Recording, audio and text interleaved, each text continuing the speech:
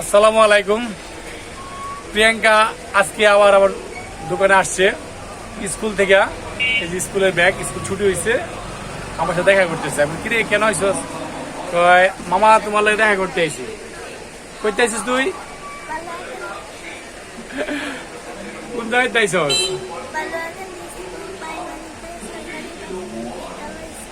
কোন ক্লাসে পড়স? ক্লাস 5-এ পড়ে। আর দেখেন ও চুল কালারে করছে, কি সুন্দর না চুলটি রং করছে। তো কে করে দিচ্ছে এটা রং? কি নিপা বিউটি পার্লার থেকে তারে চুল কালার করে দিচ্ছে, খুব সুন্দর না? পড়াশোনা ঠিক মতো করস তো? ঠিক মতো করস। আর ওই পার্লার থেকে তুই পার্লারে তো মেহেদি গাছ নাই, মেহেদি দিছিল, উঠে গেছে আস্তে আস্তে। এখন কই যাবি তুই? পার্লারে যাবি?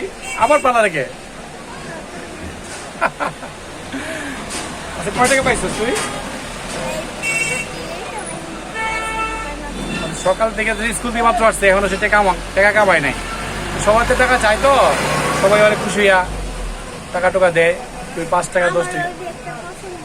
ওই ব্যাগটা তোর পছন্দ, তুই ব্যাগটা যদি না বেচতে পারি তোর পয়সা দিব আমি, ঠিক আছে?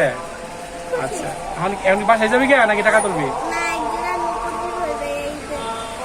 ঈদের লেগে একজন নুপুর লাগবো, বুঝছেন? নুপুর না পায়েল? নুপুর। আর কি লাগবো? রেশমি চুরি। রেশমি চুরি কই পড়বি? এই হাতে কাচের, রেশমি চুরি কাচের হয় না? ও রেশমি চুরি লাগবো, আমার কাছে আবদার করছে। প্রথম বলছিল নুপুর, নুপুরের পাশাপাশি রেশমি চুরিও লাগবে, ঠিক আছে? প্রিয়াঙ্কা আপনারা সবাই চিনেন, দেখছেন ওর আবদার। আমি চেষ্টা করি দেওয়ার জন্য, আসলেই সবসময় সবকিছু পেয়ে ক্যামেরা বন্দি করা যায় না। আর আগে করতাম না, আগে তো এমনি দিতাম, এখন ও আসে তো ভালো লাগে আমার। আর আপনাদেরকেও কি দেখাই যে ছোট্ট একটা মেয়ে কত সুন্দর, খুব হাসি খুশি। আগে ওর একটা বাজে অভ্যাস ছিল, আমি আমার দোকানের সময় দেখতাম, যখন ওর সাথে আমার পরিচয় হয় নাই, তখন কোনো গার্জিয়ান যদি ওর বাচ্চাদেরকে কিছু খাওয়াইতে দিত, খাইতে দিত আইসক্রিম বা চিপস, ওরা কি জোর করে নিয়ে খাইলে।